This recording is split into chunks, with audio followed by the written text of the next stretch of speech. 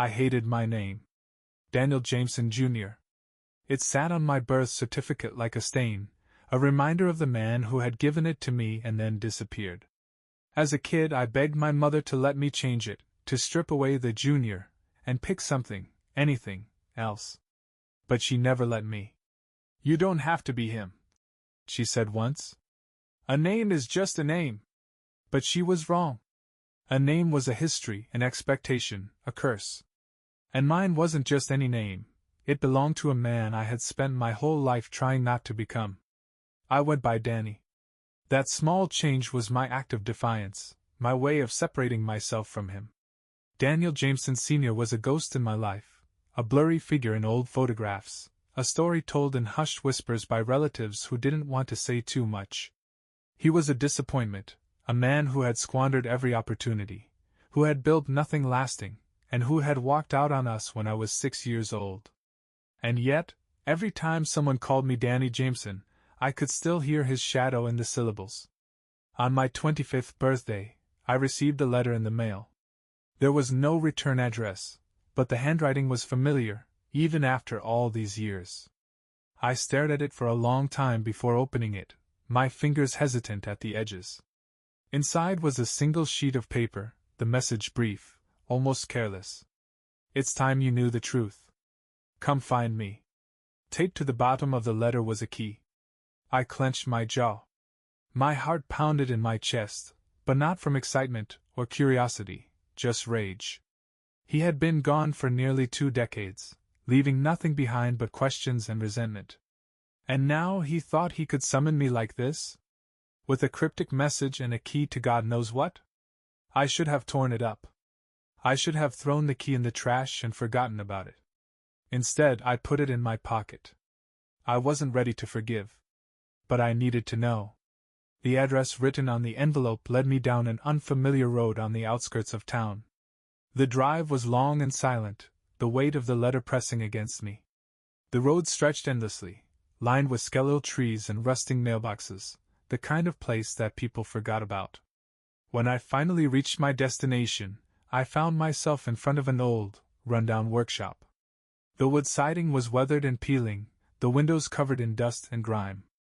A sign above the door read Jameson Woodworks, but it looked like no business had been conducted here in years. I gripped the key in my pocket, staring at the building. My father had owned a woodworking shop once. I barely remembered it, just flashes of sawdust in the air, the scent of varnish and cedar clinging to his clothes. Had this been his? Had this place always been here waiting? Taking a deep breath, I stepped out of the car and approached the door. The key slid into the lock easily, the mechanism clicking open with surprising ease. I hesitated, my fingers resting on the handle. Then, before I could talk myself out of it, I pushed the door open and stepped inside. The air was thick with dust and time. Wooden furniture sat half-finished in the dim light, covered in sheets and forgotten. Tools lined the walls, neatly arranged but coated in neglect. And in the center of it all, on a workbench covered in sawdust, lay a single wooden plaque. I stepped closer, my stomach tightening as I read the name carved into it. Daniel Jameson, Jr. My name. The name I had spent my life trying to escape. A noise behind me made my breath catch. A soft cough, the shuffle of a chair moving. I spun around. And there he was. Daniel Jameson Sr. Older. Thinner. Weaker. But undeniably him. The ghost I had been chasing, or running from, my entire life, standing in front of me at last. You came, he said, his voice rough with age and regret. I opened my mouth, but no words came out. Because suddenly, I wasn't sure if I had come to find the truth. Or if I had come to finally tell him everything I had spent a lifetime holding back. The air between us was thick, heavy with the weight of time. My father stood there, older and frilier than I remembered, but still possessing that same quiet presence that had haunted my childhood. I had imagined this moment 100 different ways, me yelling at him, demanding answers, walking away without a word, but now that he was standing in front of me, I felt paralyzed. I didn't think you'd come, he said, his voice scratchy like sandpaper. I tightened my jaw. Neither did I. He gave a small nod, as if he understood. Silence stretched between us before he finally motioned toward the wooden plaque. That was supposed to be for you. I glanced at it again, my name carved into the wood with steady, deliberate strokes. The craftsmanship was good, better than good. Even after all these years, his skill hadn't faded. I don't need it, I muttered. I don't need anything from you. My father exhaled slowly and leaned against the workbench, his fingers brushing against the plaque. You don't have to keep it, he said. I just wanted to finish it. I let out a dry laugh. You wanted to finish something? My voice was sharper than I intended. That's funny, considering you never finished being my father. His face didn't change. No anger, no indignation, just quiet resignation. You're right. I didn't expect that. I had braced for excuses, for weak justifications, for anything other than those two simple words. I crossed my arms, trying to hold on to my resentment. Why did you send for me? What could you possibly have to say after 20 years? He looked down at his hands, rough and calloused, and took a breath. Because I knew if I didn't, I'd die without telling you the truth.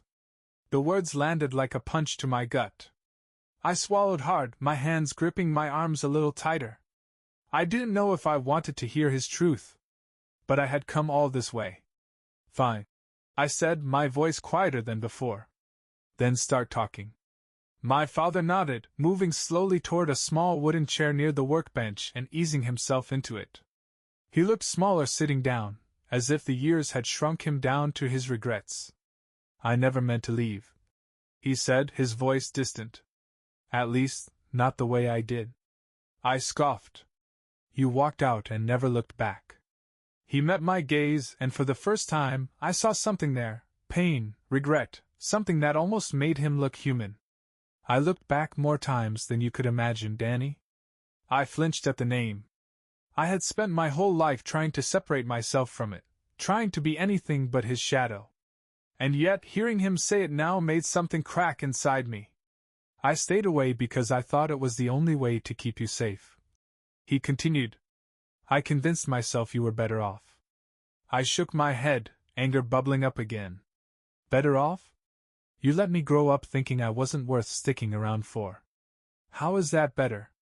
He exhaled sharply, rubbing a hand over his face. Because I thought staying would hurt you more. The workshop seemed smaller now, suffocating with the weight of words that had never been spoken. I could hear the hum of the overhead light, the distant rustling of wind against the old building. I wanted to leave. I wanted to run. But I also wanted answers. I sat down across from him, my heart pounding. Then prove it, I said. Tell me why. He nodded slowly, gathering his thoughts. It started long before you were born. And just like that, the past started unraveling between us. The workshop seemed smaller now, suffocating with the weight of words that had never been spoken. My father sat across from me, his fingers resting on the arms of his chair as if steadying himself for what was coming. I clenched my jaw, bracing for whatever excuse or half-truth he was about to spill. It started before you were born, he repeated, his voice quiet. I was in over my head, Danny. I got mixed up with people I shouldn't have. Bad people. I let out a bitter laugh. So that's your excuse? You left because you were scared? His lips pressed together. I left because if I stayed, they would have come for you and your mother. I thought disappearing was the only way to keep you both safe. I shook my head, my hands tightening into fists. And yet, somehow, they never showed up. We never had to run. We never lived in fear. So what does that tell you? He looked down, shame flickering in his eyes. It tells me I made the wrong choice. Silence settled between us, thick and heavy. I wanted to throw something, to rage against him, to make him understand what his absence had done to me. But all I could do was sit there, my heart pounding in my chest. I used to be proud of this name, I said finally, until it became a reminder of what I lost. His face twisted with regret. I never wanted that for you. But you didn't do anything to stop it. I snapped. You just left. You let me grow up hating myself for being connected to you. His shoulders sagged, and for the first time, he looked truly old. I know, he admitted. And that's why I brought you here. I didn't want to die without giving you the choice I never gave you before. I frowned. What choice? He gestured toward the workbench, toward the plaque with my name carved into it. To decide what your name means. To decide whether it's a burden or something you can shape into your own. I stared at the plaque, the letters standing out in the dim light. It wasn't finished, just like our story. For so long, I had believed that my name tied me to a man I never wanted to become. But now, sitting across from him, I realized something else. My name wasn't just his. It was mine too. And maybe, just maybe, I had the power to redefine it. The air in the workshop was thick with tension, the kind that settled deep in your bones and made it hard to breathe. My father sat there, hands folded in his lap, waiting for me to say something, anything. But I had no idea where to start. You didn't just leave, I finally said, my voice colder than I expected. You disappeared. You made sure there was nothing left of you for me to find. His face tightened. I thought that was best. I let out a bitter laugh. Best for who? You. Because it sure as hell wasn't best for me. He exhaled slowly, nodding as if he had already accepted my anger before I even let it out. You're right, he admitted. I ran because I was scared. And because I didn't know how to be anything other than my own father. I flinched at that. I didn't know much about my grandfather, only that he was the kind of man my mother refused to talk about. A ghost in our family's past, just like my father had become in mine. I didn't want to be him. My father continued, his voice quieter now. I thought that if I stayed, I would turn into him. And I'd rather be nothing to you than be a monster. The words sank deep, but I refused to let them soften me. And in doing that, you made sure I never had a choice. You let me believe I wasn't worth staying for. His face twisted with something close to pain, but I didn't care. I wanted him to hurt. I wanted him to feel even a fraction of what I had carried my entire life. I don't expect you to forgive me, he said. I don't even expect you to believe me. But I didn't ask you here to make excuses. I just wanted to tell you the truth before it was too late. I crossed my arms, the weight of the conversation pressing down on me. Too late for what? His gaze flickered to the plaque on the workbench, my name carved deep into the wood. Too late to change anything. But maybe not too late to try. I swallowed, my throat tight. For so long, I had let my name be a curse. A burden. A reminder of everything I lost. But maybe, just maybe, it could be something else. The words sat between us like an open wound, bleeding truths I wasn't sure I wanted to hear. My father's hands shook slightly as he exhaled, his gaze flickering toward the wooden plaque with my name on it. I could feel my pulse hammering in my ears, my breath coming in sharp, shallow bursts. I had spent my entire life building a fortress around my anger, and now he was standing in the middle of it, unarmed, asking for something I didn't know if I could give. I thought disappearing would protect you, he said, his voice rough, like gravel scraping against stone. I told myself that if I left, I'd be breaking the cycle instead of continuing it. I let out a sharp breath, shaking my head. That's a nice story. But you didn't just leave. You erased yourself. You let me grow up thinking I wasn't worth staying for. His lips pressed together, his shoulders sagging under the weight of his own regret. I know, he admitted. And I have to live with that. I scoffed. Yeah? Well, I had to live with it too. Every time someone called my name, I had to hear yours in it. Every time I looked in the mirror, I had to wonder if I was doomed to be just like you. His face twisted with something close to pain. You're not me, Danny. I slammed my hand down on the workbench, the sharp crack of my palm against wood cutting through the air. How the hell would you know that? My voice was shaking now, the years of resentment boiling over. You don't know who I am. You weren't there. Silence. Heavy, suffocating silence. I turned away from him, running a hand through my hair, trying to catch my breath. My body felt too small for the rage trapped inside it. "You think I don't know what it's like to be afraid?"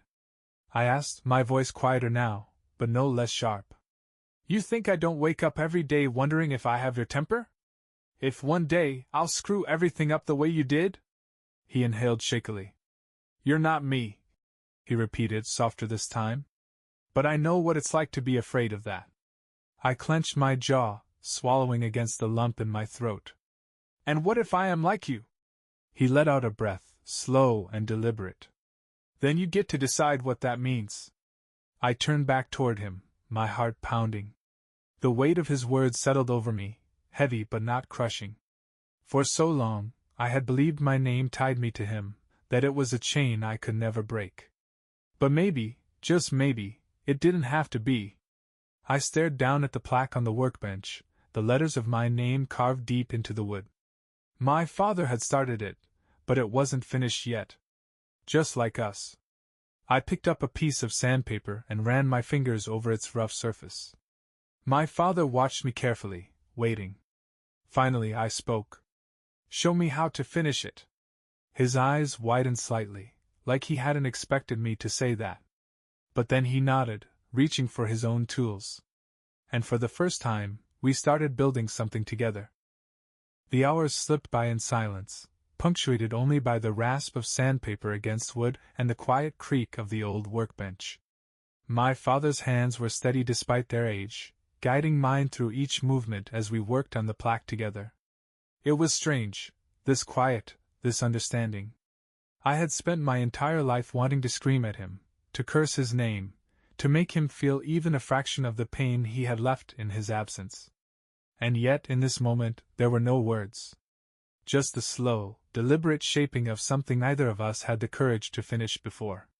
I watched as he carefully ran a cloth over the letters, wiping away the dust. The name I had once despised stared back at me, polished and complete. Daniel Jameson, Jr. I swallowed hard. "It's done." He nodded, running his fingers along the smooth surface, his lips pressing together, as if he were holding something back. "Looks good." The weight of everything unspoken settled between us. The years of resentment, the pain, the longing for something that could never fully be repaired. I had spent so much time hating him, cursing him for leaving, that I never let myself wonder what I would do if he came back. And now, here he was, not asking for forgiveness, not making promises, just existing in this moment with me. I should have been relieved that I had finally confronted him. That I had made him hear me, made him understand. But instead, there was a sinking feeling in my gut. Because I knew this wouldn't last. He shifted in his chair, a deep weariness overtaking him. The color in his face was paler than before, his breathing just a little too shallow. "How bad is it?" I asked, the words out before I could stop them. He let out a slow breath. "It's not a matter of if, Danny. Just when." I looked away, jaw clenched. I had spent years thinking of him as invincible in my nightmares and as a ghost in my waking hours. And now, the reality of him, tired, dying, human, was almost too much to bear. "How long?" He hesitated. "Months if I'm lucky." The words hit harder than I expected. I had spent so much time believing I would never see him again, never get the answers I wanted. And now, after everything, time was still going to take him away from me. I let out a breath, running a hand through my hair. "So what now?" He chuckled softly. "That's up to you." I frowned. "What do you mean?" He gestured toward the plaque, then to the tools around us. "You can leave this place and never look back. Or you can stay, ask me what you want to know, learn what you want to learn. But I won't be here forever, Danny." I stared at him, searching for some kind of hidden agenda. But there wasn't one. Just a man laying out the truth, giving me a choice he had taken away from me before. I had always thought I would walk away when I got the chance, that I would never let him have a piece of me again. But now, with the clock running out, I wasn't so sure. I looked back down at the plaque, my name staring up at me. My name. Not his.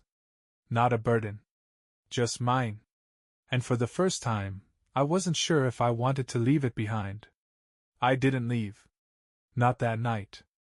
Not the next day. Something kept me anchored to that workshop, to the man I had spent a lifetime trying to forget. Maybe it was unfinished business, or maybe it was the realization that time was slipping away faster than I could hold on to it. Either way, I stayed.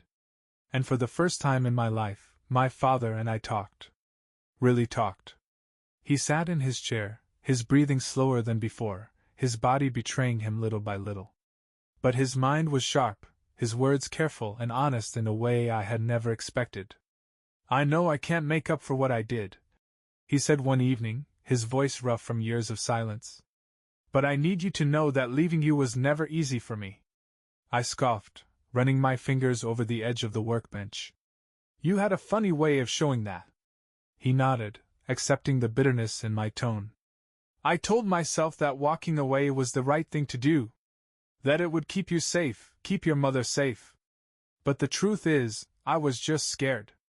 I studied him for a long moment. The man sitting in front of me was not the monster I had made him out to be. He wasn't the towering, invincible figure from my childhood memories, nor was he the ghost I had spent so many years chasing. He was just a man. A flawed, broken man who had made mistakes he couldn't take back. "Did you ever want to come back?" I asked, my voice quieter now. He let out a slow breath. "Every day." The words hit harder than I expected. "Then why didn't you?" His fingers drummed against the arm of his chair. "Because I was a coward. Because I convinced myself you didn't need me." He looked up at me then, his gaze steady. "And I knew that if I came back and saw that you had grown up just fine without me, it would break me." I swallowed hard, something raw and unfamiliar clawing at my chest. I had spent years thinking that his absence meant he didn't care. That he had left without a second thought. But now, faced with the truth, I didn't know how to process it. "I hated you," I admitted, the words slipping out before I could stop them. He nodded slowly. "I know. I still don't know if I forgive you. I wouldn't expect you to." Silence settled between us again, but it wasn't uncomfortable. It was the kind of silence that came after a storm, when the air was still heavy with rain, but the worst had already passed. I looked down at the plaque we had worked on together, the name I had spent so many years resenting now carved into something real, something tangible. My name. My choice. "I don't know what happens next," I admitted. My father smiled faintly, the lines in his face deepening. "Neither do I. But maybe we just take it one step at a time." I exhaled, feeling the weight of everything settle in my chest. The past couldn't be undone. The pain couldn't be erased. But for the first time, I wasn't sure if I wanted to keep running from it. Maybe, just maybe, I was ready to face it. The days passed in slow, quiet moments. My father and I continued working in the workshop, the sounds of sanding, carving, and polishing filling the space between us. We didn't talk as much as we had that first night, but something unspoken had shifted. The silence wasn't tense anymore. It wasn't heavy with unspoken resentment. It was something else. Something I wasn't sure I could name. I found myself watching him more, noticing the little things, the way his hands trembled slightly when he gripped a tool, the way he paused after long sentences, his breath catching as if speaking for too long exhausted him. The illness was taking more from him each day, and I could see it, no matter how much he tried to pretend it wasn't happening. One evening, as the sun cast long golden rays through the dusty windows, he leaned back in his chair and exhaled slowly. "I wish I had more time," he admitted, staring at the ceiling. "Not to fix things. I know I can't. But just more time with you." I swallowed, my throat tightening. "Yeah," I said. "Me too." The truth was, I still didn't know if I had forgiven him. Maybe I never would. But I also didn't want him to die with the last thing I ever said to him being a bitter remark. I didn't want to hold on to my anger forever. Because anger wasn't as simple as I had always thought it was. It was exhausting. And in its place, something else had started growing. Understanding, maybe? One night, as we sat at the workbench, He picked up the wooden plaque, the one with my name on it. His fingers traced the letters, his touch delicate, reverent. "You don't have to keep it, you know," he said. "If you still hate the name, you can leave it behind." I stared at it, the letters carved so neatly, so deeply. My name. His name. A name I had spent my whole life resenting. But for the first time, it didn't feel like his anymore. It felt like mine. I ran my hand over the smooth surface, feeling the weight of it in my palms. "I don't think I hate it anymore," I admitted. My father blinked, surprised. "No?" I shook my head. "No." The name hadn't changed. But I had. He smiled then, tired but genuine. "I'm glad." We sat in that moment for a long time, either of us speaking. Just two men, connected by blood and years of pain, finally finding something that felt like peace. It wasn't perfect. It never would be. But for the first time, I wasn't afraid of the past. I wasn't afraid of who I was, or who I might become. The name I had once hated was mine now. And for the first time, I could live with that. The morning was colder than usual. A chill ran through the workshop, slipping through the cracks in the walls, making the air feel thinner somehow. My father sat at the workbench, staring at the plaque with tired eyes. He hadn't said much since we finished it, and I could see the weight of something pressing down on him. His fingers drummed against the wood, slow and deliberate. "It's funny," he murmured.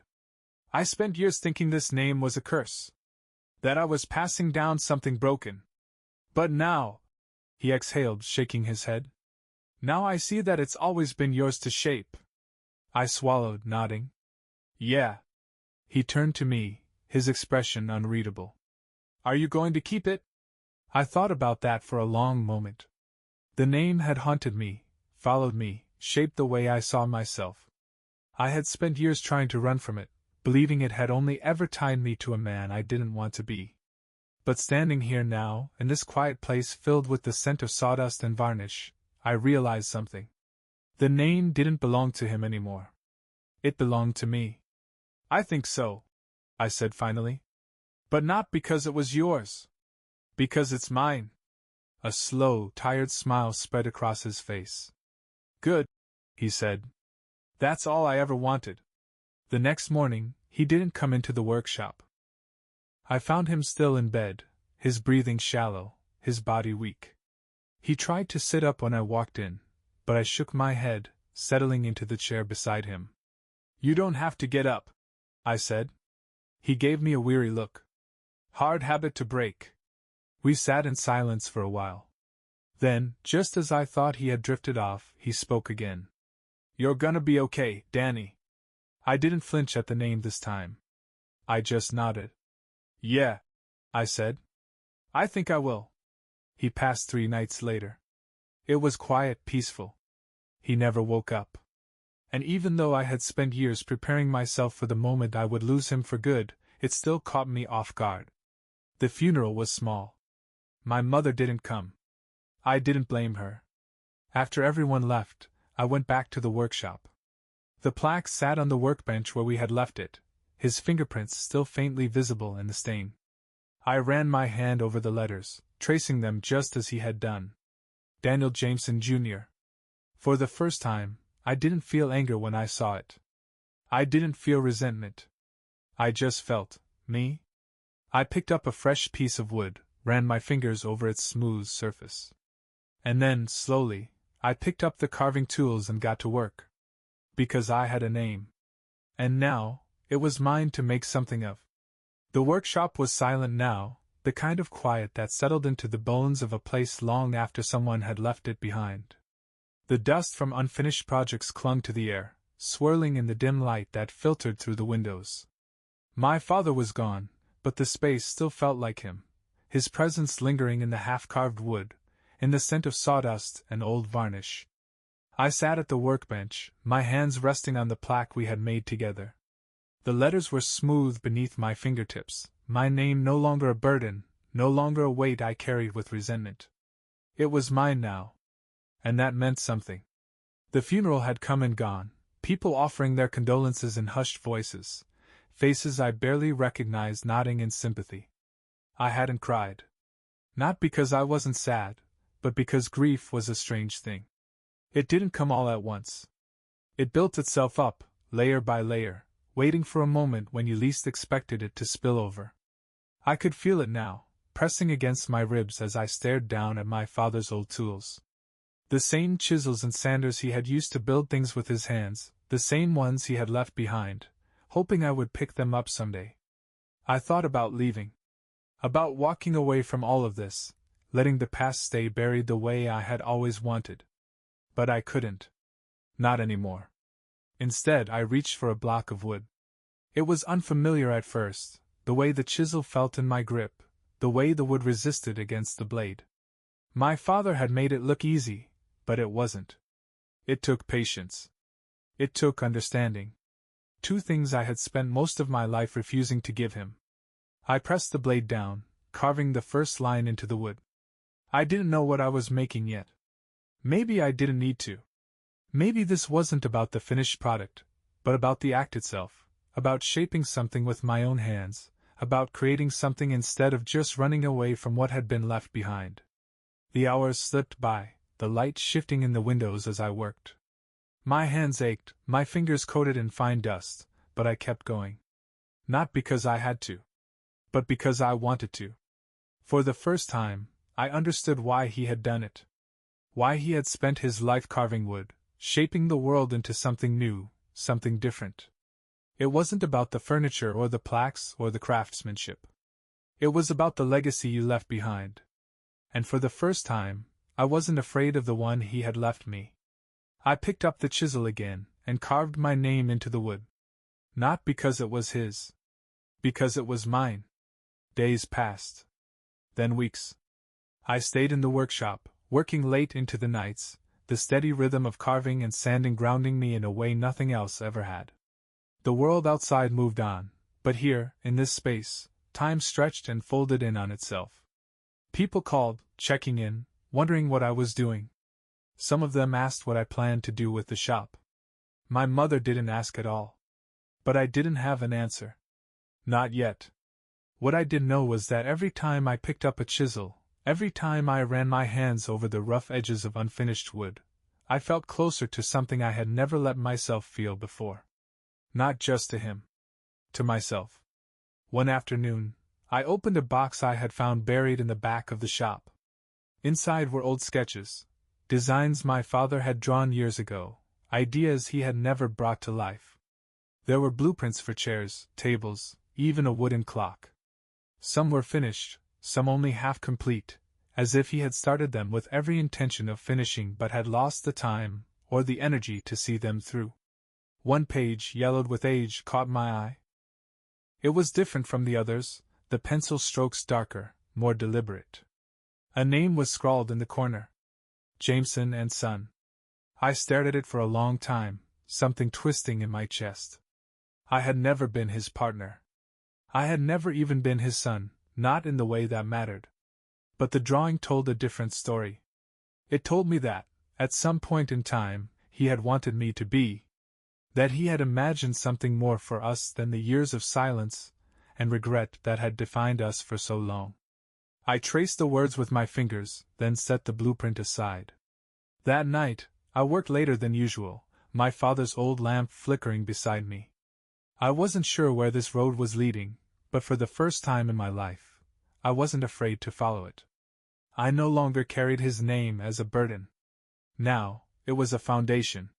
And I was ready to build something of my own. I woke up before dawn, the sky outside the workshop still a deep, inky blue.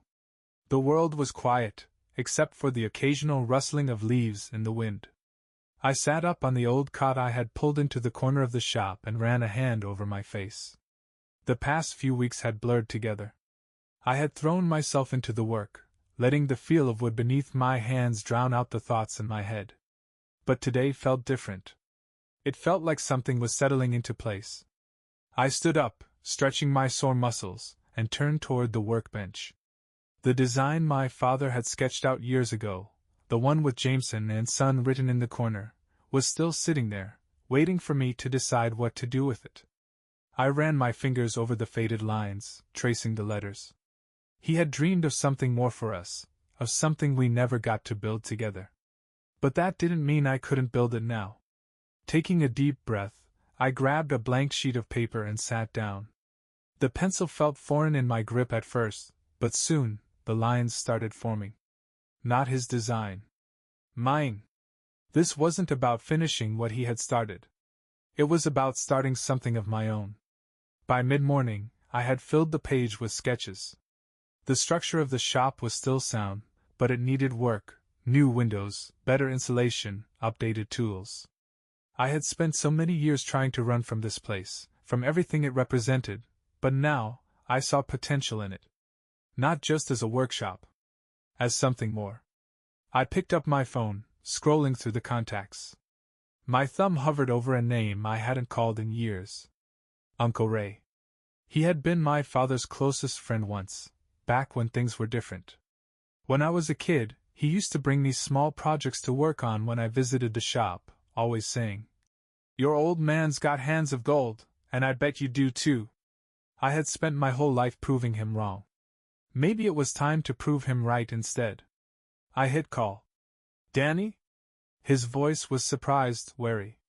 "Hey, Uncle Ray," I said, gripping the phone tighter. "I need some help." A pause. Then, "What kind of help?" I glanced at the workbench, at the tools, at the blueprint that wasn't my father's anymore. It was mine. "I'm rebuilding the shop," I said. "And I want to do it right." For a moment, all I could hear was the faint static on the line. Then a chuckle. "About damn time." A small smile tugged at my lips. For the first time in a long time, I knew exactly what I was supposed to do. The next morning, I stood outside the workshop, the early light painting the sky in soft shades of pink and orange. The air was crisp, the kind that woke you up and made you feel like something new was beginning. Uncle Ray arrived just as the sun crested over the trees. He stepped out of his truck, stretching his back, his eyes scanning the shop with the scrutiny of a man who had spent a lifetime in places like this. "Damn," he muttered, rubbing his chin. "Looks just like it did back in the day." I nodded. "Yeah. But it needs work." He turned to me, his sharp eyes settling on mine. "And you're sure you want to do this?" I hesitated. Not because I wasn't sure, but because saying it out loud made it real. "Yeah. I am." Ray gave me a long look, then nodded. "All right then. Let's get to work." We spent the first few days gutting the place, clearing out what was too old or broken to salvage. Dust filled the air, mixing with the scent of aged wood and rusted metal. Every time I uncovered something my father had left behind, a forgotten project, a set of worn-out tools, I felt that familiar ache in my chest. But it didn't hurt the same way anymore. It wasn't sharp. It wasn't suffocating. It just was. Ray was patient, teaching me the things my father never had the chance to. He showed me how to replace rotting boards, how to check for structural issues, how to make sure the foundation was still solid. "You've got a good hand for this," he said one evening as we packed up for the day. "Just like your old man." I tensed out of habit, but the words didn't sting like they used to. Instead, I found myself nodding. "Yeah. Maybe." Ray smiled but didn't push. He just clapped me on the shoulder and headed to his truck. "Be back tomorrow. Make a list of what we need." As his taillights disappeared down the road, I turned back to the shop. The work had only just begun, but for the first time in my life, I wasn't running from it. I was running towards something. The next few weeks were a blur of sawdust, sweat, and long hours spent working on the shop. The mornings came early, the nights stretched late, and the soreness in my muscles became a constant companion. But I welcomed it. Every ache, every splinter, every drop of sweat felt like proof that I was doing something real, something tangible. Uncle Ray showed up every morning like clockwork, a fresh thermos of coffee in one hand and a list of tasks in the other. He worked harder than I did most days, despite his age, never once complaining. "You ever stop?" I asked him once, wiping the sweat from my forehead as we took a break on the porch. He let out a chuckle. Ain't much for sitting still. Besides, this place means something. He turned to look at me, his sharp eyes studying me the way they always did. And so do you. I didn't know what to say to that, so I just nodded and took another sip of my water. As we worked, I started uncovering more of what my father had left behind. Old ledgers, notes scribbled in the margins of wood orders, sketches of designs he had never finished. It was strange, seeing pieces of him in the things he had built, realizing how much of himself he had left here even when he wasn't around. One afternoon, while replacing some of the old shelving, I found a small wooden box wedged behind a stack of boards. It was covered in dust, the edges worn smooth with time. I hesitated before opening it, my fingers hovering over the lid. Inside I found letters. Dozens of them. All addressed to me. My breath caught in my throat as I picked up the first one, the paper yellowed but the ink still bold and strong. The handwriting was unmistakable. My father's. I swallowed hard and unfolded the letter. Danny, I don't know if you'll ever see this, but I need to write it anyway. I need you to know that I think about you every day. I wonder if you're safe. If you're happy. If you hate me as much as I hate myself for leaving. There are things I can't explain, things I wish I had done differently. But if you ever read this, I just want you to know one thing. I never stopped loving you. Maybe one day you'll understand. My hands trembled as I set the letter down. My chest felt too tight, like something was pressing down on me from all sides. I wanted to be angry. I wanted to tear the letters apart and throw them into the fire. But I couldn't. Because a part of me had spent my entire life waiting for this. For proof that he had thought of me, that I had mattered to him even when he was gone. I reached for another letter. Then another. Each one was different, some long, some barely more than a few sentences. But they all said the same thing. He had never stopped thinking about me. I don't know how long I sat there, reading letter after letter, letting the words fill the spaces I hadn't realized were still empty inside me. By the time I looked up, the sun was dipping below the horizon, painting the sky in shades of gold and crimson. Uncle Ray stood in the doorway, watching me. He didn't say anything. He just nodded, as if he knew exactly what I had found. I took a shaky breath, my fingers still gripping the last letter. He never sent them. Ray sighed, stepping inside. No. But he wrote them. I nodded slowly. It wasn't everything. It didn't erase the years of absence, the questions, the pain. But it was something. And for the first time, I wasn't sure if I hated the name anymore. I didn't sleep that night. The letters sat on the workbench, spread out in front of me, each one a reminder of a man I had spent years trying to forget. I read them over and over, memorizing the slant of his handwriting, the way his words wavered in places, as if he had hesitated before putting them down. He had never sent them. But he had written them. And maybe that was enough. The sun was just beginning to rise when I finally pushed away from the table and walked outside. The air was cool, crisp in a way that hinted at the changing seasons. The sky stretched wide above me, painted in streaks of pale pink and gold. For the first time in a long time, I felt something shift inside me. Not closure. Not yet. But something close. By the time Uncle Ray arrived, I had already started working. He climbed out of his truck, pausing in the doorway when he saw me at the workbench, sanding down a fresh slab of wood. He nodded to himself, as if he had known all along that this was where I'd end up. "You make a decision?" he asked, setting his coffee down on the table. I didn't look up. "Yeah." "And?" I ran my fingers over the grain of the wood, feeling the smoothness beneath my touch. "I'm keeping the shop." Ray grunted, but there was approval in his expression. Good. It felt like such a small word for something so big. But it was the right one. Over the next few months, I rebuilt what had been left behind. Not just the shop, but the history tied to it. I kept some of my father's old tools, their handles worn smooth from years of use.